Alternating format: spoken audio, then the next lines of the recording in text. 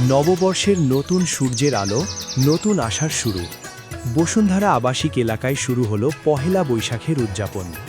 রং, সুর আর ঐতিহ্যের মিলনে ঢাকের তালে তালে রঙিন শোভাযাত্রায় প্রতিটি পদক্ষেপে ছড়িয়ে পড়ছে বাঙালির প্রাণের উৎসব। পরিবারের সাথে বৈশাখ উদযাপন করার জন্য বসুন্ধরায় কেন বেছে নিলেন?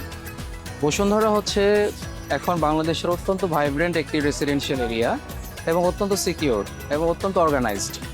এখানে আসলে আমি খুব সিকিউর ফিল করি। দুপুর গড়াতেই জমে উঠেছে সেন্ট্রাম বৈশাখী মেলা এবং সন্ধ্যায় রয়েছে সাংস্কৃতিক অনুষ্ঠান। খাবারের সুবাস, রঙিন স্টল আর চারপাশে আনন্দে মেতে ওঠা মানুষ।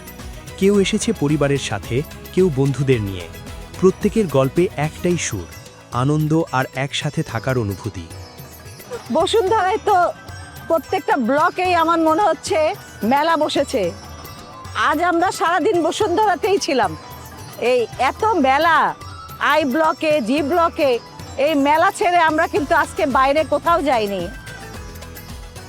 ঈদে আসলে এরকম ভাইবস পাইনি, যেটা এখন দেখছি। আসলে পুরো ফ্যামিলি নিয়ে ঘুরতে আসতেছে, তারপর আজকে তো একেবারে হলিডে, খাওয়া দাওয়া করা, এখনো পর্যন্ত সবাই শপিং করতেছে, যে যার পছন্দ মতো কেনাকাটা করতেছে। সত্যি অসাধারণ। বসুন্ধরা তো এখন কাইন্ড অফ একটা city within the city, right? এখানে সবকিছু আছে। আগে অনেক কিছুর জন্য আমাদের বাইরে যেতে হতো, এখন বসুন্ধরার ভিতরে আমরা সবকিছু করতে পারতেছি। এই ধরনের প্রোগ্রাম হচ্ছে, বিভিন্ন রেস্টুরেন্ট হয়েছে, বাচ্চাদের school, everything, like all the facility, safety, security. তো এইখানের ভিতরেই আমরা এখন সবকিছু করতে পারি, আমাদের আর বাইরে যেতে হয় না। বিকেলের নরম আলোয় কমিউনিটি পার্কে শান্ত মুহূর্তে বন্ধু-বান্ধব, পরিবার ও বাচ্চারা খেলাধুলায় ব্যস্ত।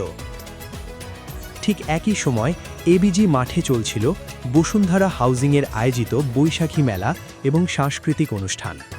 দিনের আলো ফুরিয়ে এলে ধীরে ধীরে ঘরে ফেরার পথে, কিন্তু মনে থেকে যায় সারা দিনের সেই আনন্দ, সেই অনুভূতি। বসুন্ধরায় বৈশাখ শুধু একটি দিন নয়, একটি অনুভূতি। শুভ নববর্ষ।